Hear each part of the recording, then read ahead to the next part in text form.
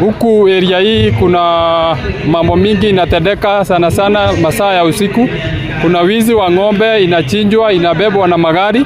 Tena kuna waizi wa pikipiki, na sana sana tunaomba serikali iingilie kati ndio ichunguze wenye wanafanya hii biashara, na sana sana wakuwe wanazunguka huku barabarani usiku ndio washike wenye wanaiba waizi wa kuiba mang'ombe. Watu wamepiga kelele hapa kuhusu uibaji wa ng'ombe, na ng'ombe zinaibiwa hapa. Ukiingia kwa kila kijiji, watu wanajua ni kina nani wanaiba ng'ombe.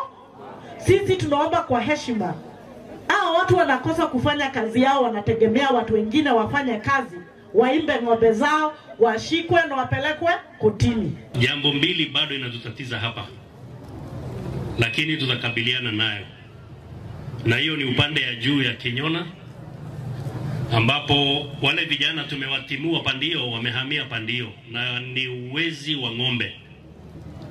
So mimi ni kusihi, kwa sababu mostly wana target wamama wazee na wanaume wazee ambao wanajua hawa hawatajiweza kupiga ida nduru ama kukimbiza, na watumia tena a very stern warning, the way we did kwa wale walikuwa wanasumbua watu Githembe. Wembe ni huo tu, we are going to get up with you.